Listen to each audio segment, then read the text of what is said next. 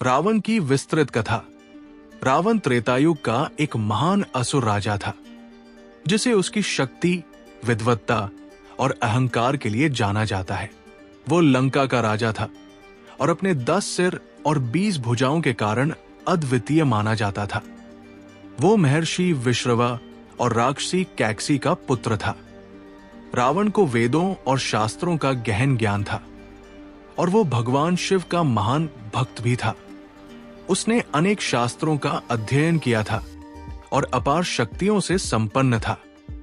रावण ने महान तपस्या करके ब्रह्मा जी से अमरता का वरदान मांगा, लेकिन ब्रह्मा जी ने उसे अमरता तो नहीं दी, परंतु ये वरदान दिया कि देवता, दैत्य और अन्य प्राणियों से उसकी मृत्यु नहीं होगी। उसे केवल मनुष्य ही मार सकता था। इस वरदान के कारण वो अजेय हो गया और उसने तीनों लोकों में आतंक मचाना शुरू कर दिया।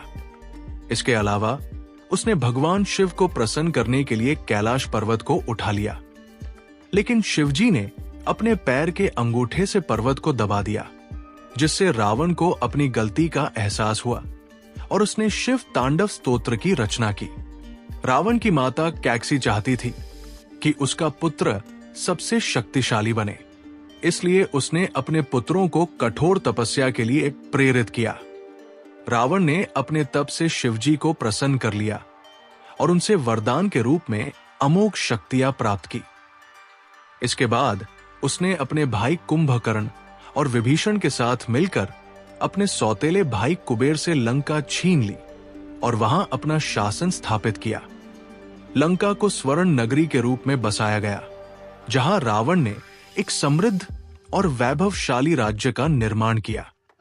रावण केवल एक बलशाली योद्धा ही नहीं था, बल्कि वो कई रहस्यमयी शक्तियों का स्वामी भी था।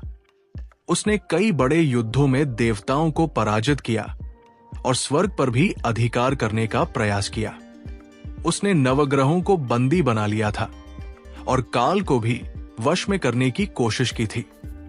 उसकी शक्ति इतनी अधिक थी कि वह अपनी इच्छा से रूप बदल सकता था और माया का प्रयोग करके किसी को भी छल सकता था। रावण की बहन शूर्पणखा, जो बहुत ही कुरूप थी, राम और लक्ष्मण पर मोहित हो गई थी। जब लक्ष्मण ने उसकी नाक काट दी, तो उसने रावण से इसका बदला लेने की बात कही। रावण ने अपनी बहन का अपमान सहन नहीं किया और सीता का हरण करने के लिए छल का सहारा लिया। उसने मारीच को स्वर्ण मृग बनाकर भेजा, जिससे राम और लक्ष्मण सीता को अकेला छोड़कर मृग का पीछा करने चले गए। इस अवसर का लाभ उठाकर रावण ने साधु का वेश धारण करके सीता का हरण कर लिया और उन्हें लंका में अपने अशोक वाटिका में बंदी बना लिया। भगवान राम ने अपनी पत्नी सीता को बचाने के लिए वानर सेना के साथ लंका पर चढ़ाई कर दी। इस युद्ध में रावण के भाई विभीषण ने राम का साथ दिया। हनुमान, सुग्रीव, अंगद, जामवंत आदि की सहायता से राम ने रावण की सेना का विनाश किया। युद्ध के दौरान रावण के कई वीर योद्धा जैसे मेघनाद, इंद्रजीत, कुंभकर्ण और अन्य राक्षस मारे गए। रावण ने अपनी मायावी शक्तियों का भरपूर उपयोग किया, लेकिन राम के भक्तों और उनके पराक्रम के आगे उसकी एक न चली। रावण को कई दिव्य शक्तियां प्राप्त थी, लेकिन राम के सामने वो टिक नहीं सका। जब रावण को मारने का कोई उपाय नहीं मिल रहा था, तब विभीषण ने राम को बताया कि रावण की नाभि में अमृत है। राम ने ब्रह्मास्त्र का प्रयोग करके रावण की नाभि पर प्रहार किया, जिससे वो मृत्यु को प्राप्त हुआ।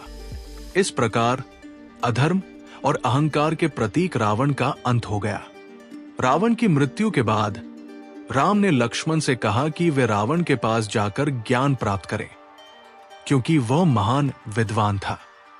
मरते समय रावण ने लक्ष्मण को नीति और राजनीति का गूढ़ ज्ञान दिया। उसने बताया कि अहंकार और अधर्म का अंत निश्चित होता है। उसने ये भी कहा कि जीवन में कोई भी कार्य करने से पहले सही समय का चुनाव करना चाहिए और दूसरों की भलाई के बारे में सोचना चाहिए। रावण का परिवार भी शक्तिशाली था। उसकी पत्नी मंदोदरी अत्यंत विदुषी और पतिव्रता स्त्री थी, जो रावण को सदैव सत्य के मार्ग पर चलने की सलाह देती थी। उसका पुत्र मेघनाद, इंद्रजीत, इतना शक्तिशाली था कि उसने स्वयं इंद्र को भी परास्त कर दिया था। लेकिन रावण का अहंकार और क्रोध उसके परिवार के पतन का कारण बने। अगर आपको यह कहानी पसंद आई हो तो एक लाइक ठोक दो, शेयर करो अपने दोस्तों के साथ, ताकि रावण की गाथा सब तक पहुंचे। और हां, DSC फैंटेसी टेल्स चैनल को सब्सक्राइब करना मत भूलना।